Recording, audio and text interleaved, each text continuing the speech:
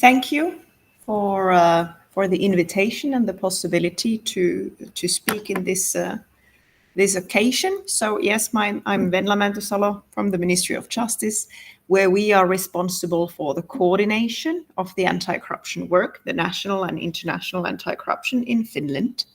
So in this brief presentation of mine, I will share the main aspects of the anti-corruption work we do, and just a few notes on the risk areas. And I think that my presentation is a sort of good follow-up for Sami Ylä-Uutinen's presentation, who he already touched the issue of what type of corruption we have in Finland. And as Sami mentioned, the National Audit Office is now conducting the performance audit for the anti-corruption work, or how organizations in Finland actually carry out anti-corruption, how they follow up the measures that we have, for example, suggested. And I really welcome this approach. But coordination, collaboration, and few words on the criminalization part in my presentation. Perhaps it's few words on the background and the approach to anti-corruption. The sort of main foundations, the main explanatory aspects in the success in the international indexes and the CPI or good governance indexes where Finland really fares well. I believe they rely on the Nordic welfare system and the long-term sort of principle of openness and transparency, the principle of legalism, and the solid administrative culture, and also the culture of trust. So that is few notes on why we are so successful in international rankings and why we have a perception of a low corruption country. It's not due to the fact that we are actually doing very much active work in anti-corruption in a robust manner, but it's more of these systematic, societal, and cultural issues that explain. And this also leads to a fact that the first national anti-corruption strategy that Finland has, it's from 21. It was accepted and approved as a government resolution in May 2021, and several years of preparatory work was preceded this resolution. We do not have a separate anti-corruption agency, such is the case in several European countries, for example, in Italy. Instead, we do rely on this understanding that it's everybody's business and the responsibility is shared among the organizations, and we have the coordination role. Finland ratified the key conventions of anti-corruption, the United Nations Convention Against Corruption, that was now 21 years ago, and then the OECD Working Group on Bribery, the bribery in international business, that's also 25 years now, as well as the European Council agreements and the conventions that are overseen by GRECO, the European Council's group on anti-corruption.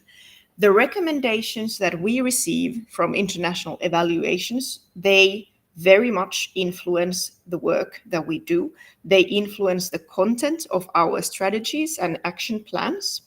And Finland does very well in the perception rankings and other indexes, but we are not at the moment we are not very successful in implementing the recommendations that we have, for example, from the OECD and from GRECO. We are actually several years sort of doing the follow-up and trying to implement actually a fair amount of recommendations.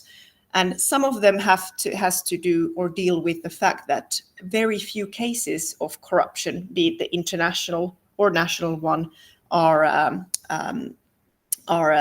handled in courts or or will be convicted. So the low level of enforcement is a worry that has been noted by the international organizations. However, back to the work, we had the first strategy for the years 21-23, and now we are preparing the next one for the years 24-27. Here, a few words on the risk areas of corruption. They are rather similar to any country, so they do not greatly differ in Finland.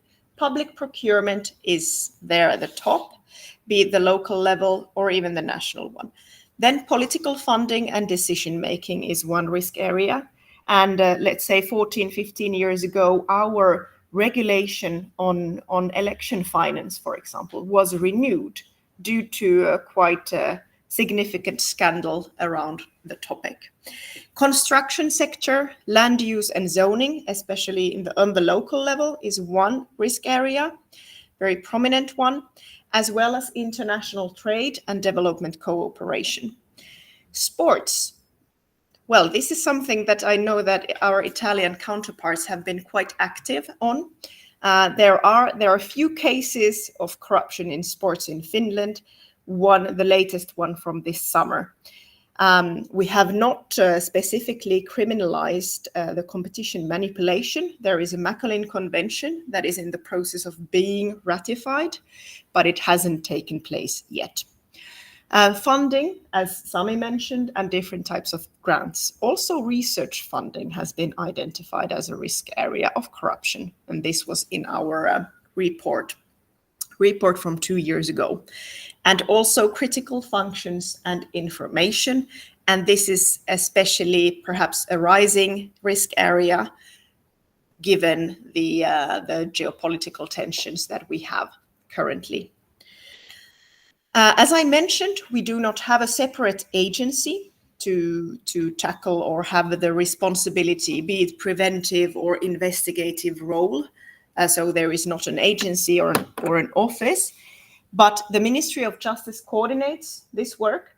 We do have a national anti-corruption coordination network, and it comprises of more than 20 organizations at the moment, and it includes civil society organizations and research organizations.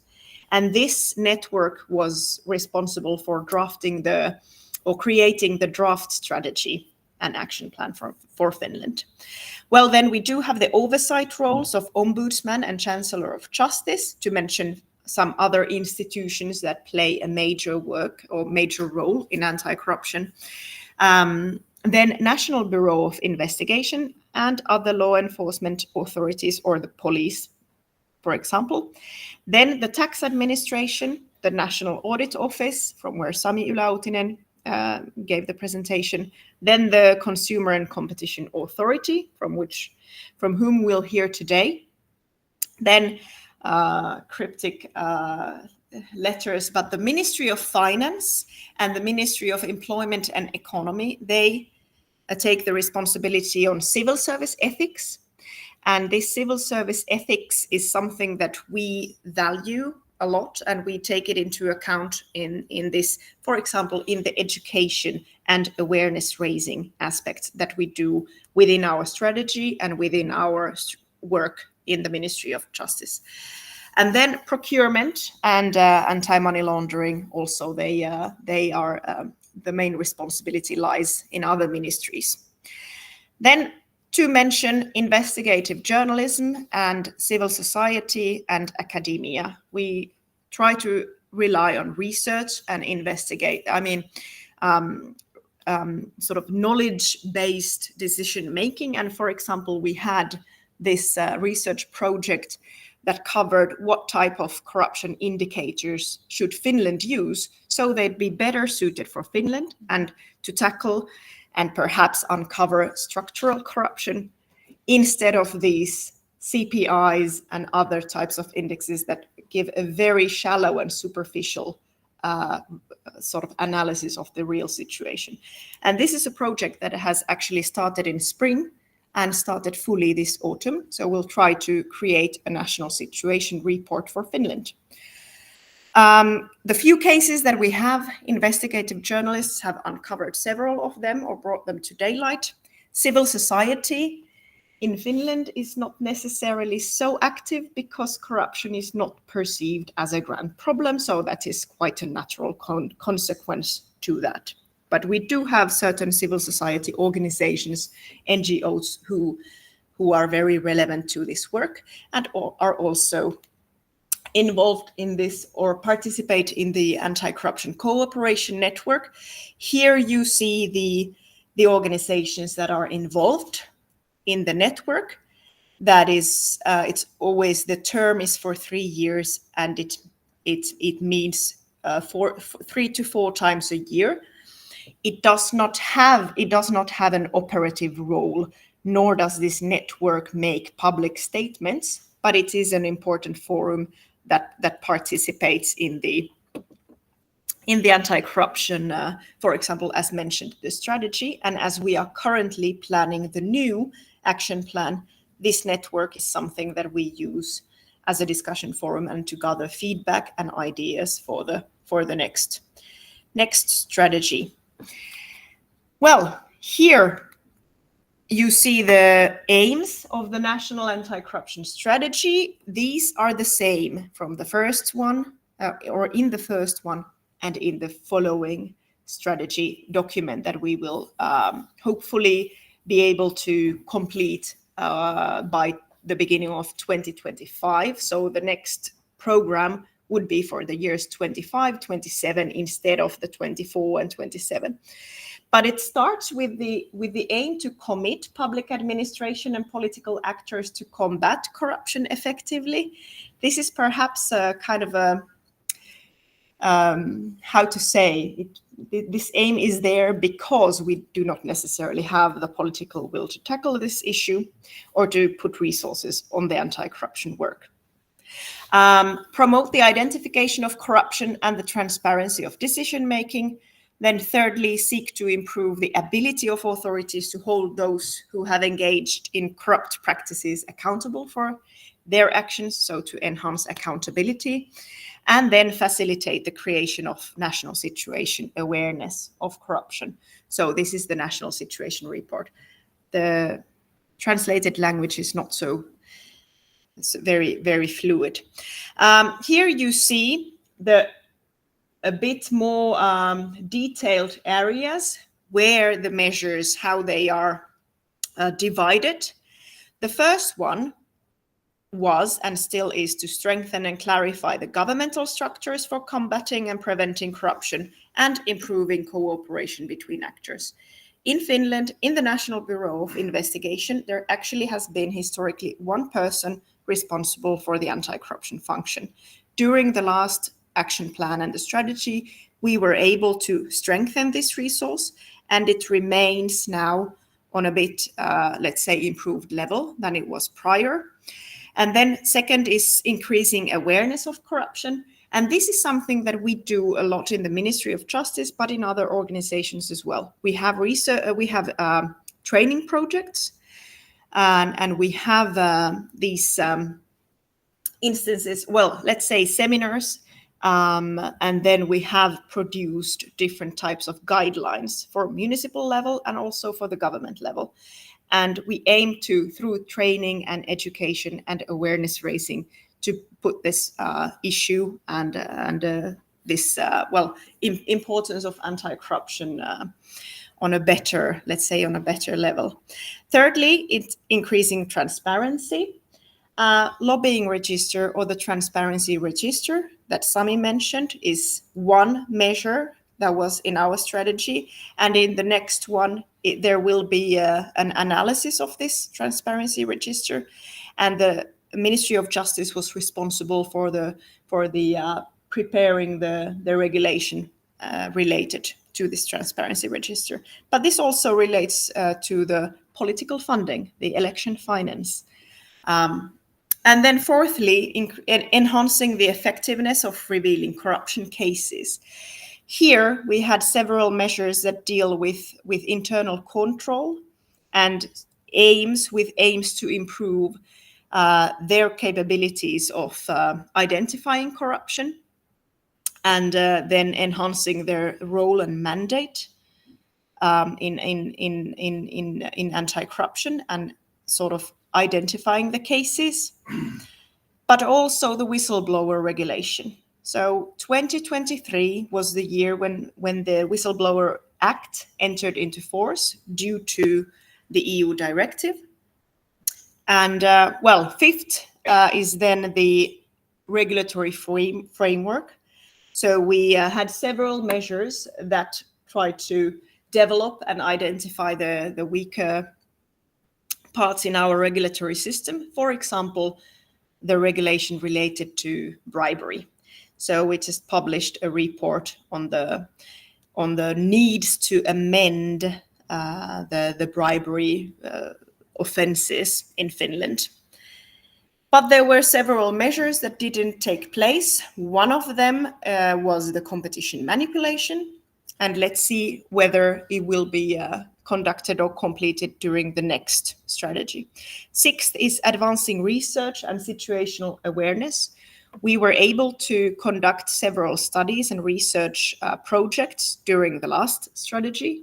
It remains to be seen what type of research activities we can promote in the next action plan or the action during the next implementation period, because the funding allocated for research is a bit more limited than it was before.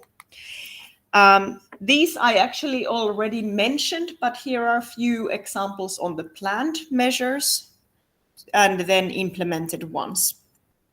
The resources, they were for the personnel, especially in the police and the National Bureau of Investigation.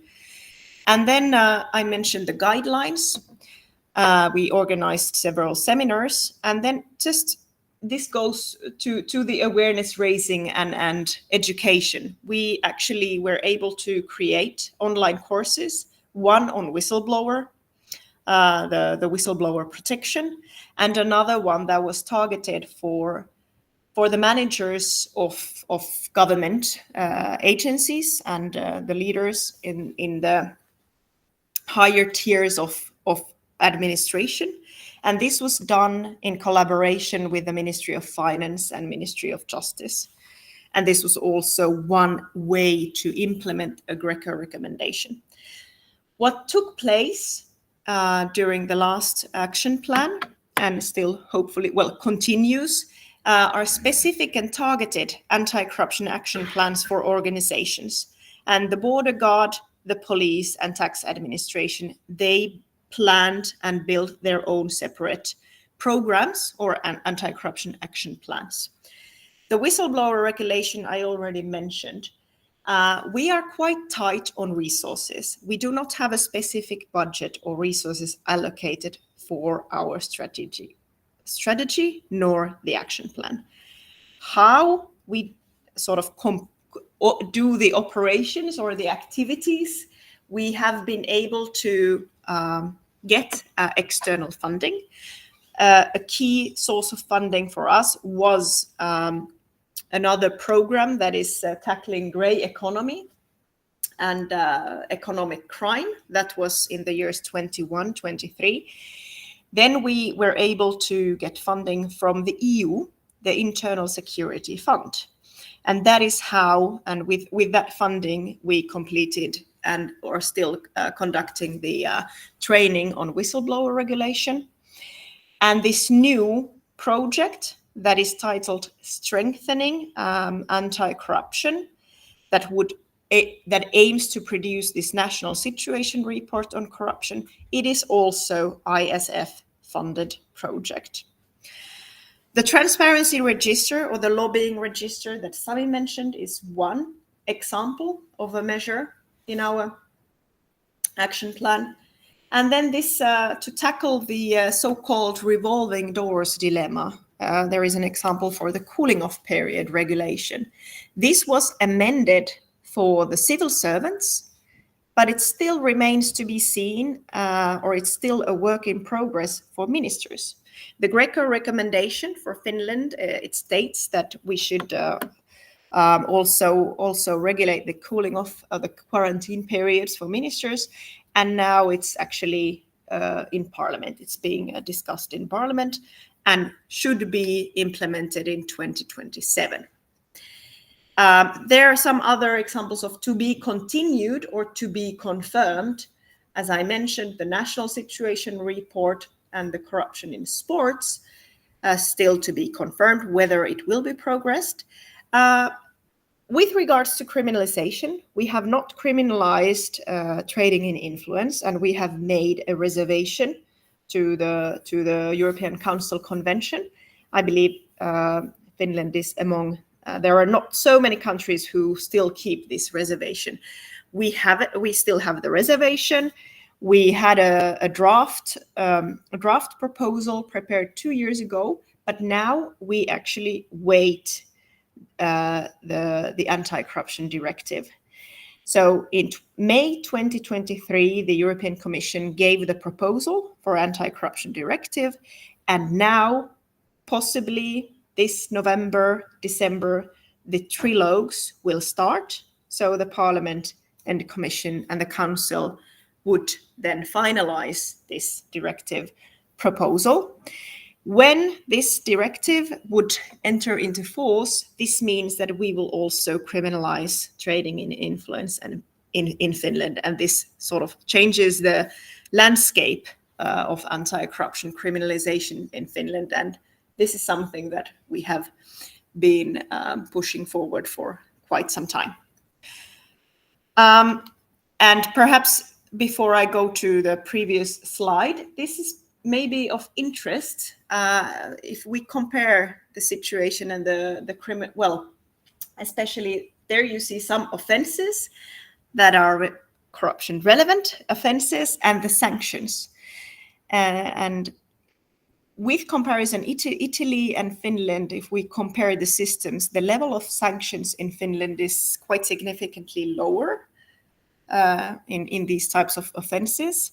And this was a sort of prevalent discussion in the council when we negotiated the anti-corruption directive, because in several European countries, especially Southern Europe, sanction level and the maximum imprisonment, they are quite much higher.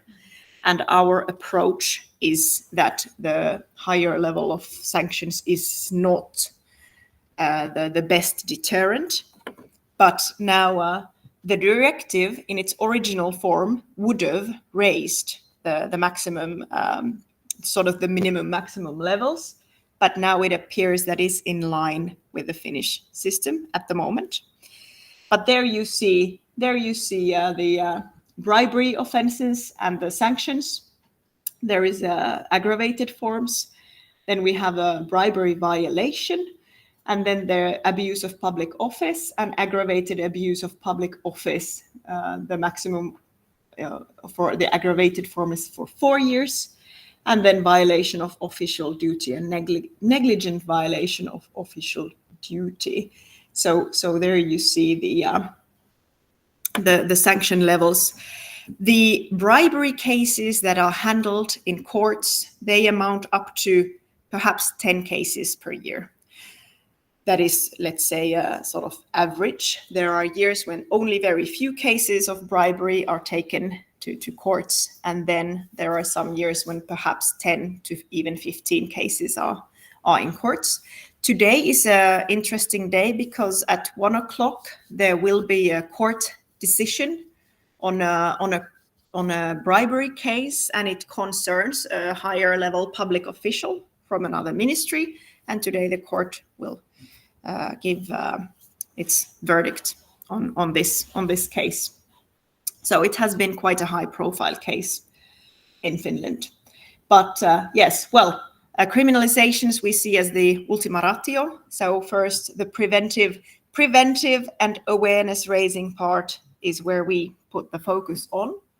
Some examples, because I will share the slides. So here you see links in case you're interested in. We have the possibility to explore public spending. You can access it by that link. And then we have the link to the transparency register.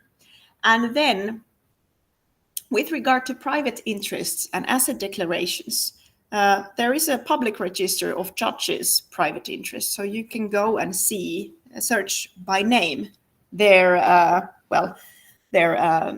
whether they have sort of memberships in other alliances or associations. This is also done by the higher level public officials also, but actually, if you want to search for the information, it's not a very user-friendly way to do it. You can find it from the web pages of the ministries, but you have to go to the Ministry of Finance's webpage, and then you find the PDF forms from there. And then also members of parliament, actually, they have to declare their interests. And then the reporting channel, if you wish to find more information on whistleblower protection, this is a link to our project webpage. And then there is a link to the Act on Openness. There was an ongoing reform. This was in the Ministry of Justice, because there are some needs to amend the Act on Openness, or the publicity of government activities, but it's now still to be seen how it will be sort of moved on. Our major tool for awareness raising, or what we built a few years back, is a web page titled anticorruption.fi, where we aim to put all the relevant documents and data on this webpage. The English version is not so much up to date as the Finnish and Swedish versions are.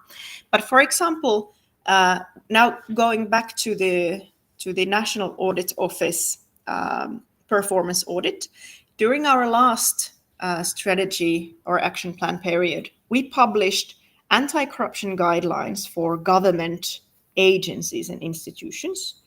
What we try to do in the next period is to try to implement and sort of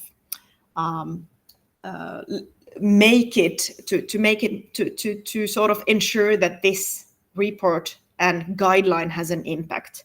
Because a problem in anti-corruption work, as any strategy work, especially from the ministry level, is that we produce data, we do produce reports, but how do we follow up? How do we assess the impact of this work is another question.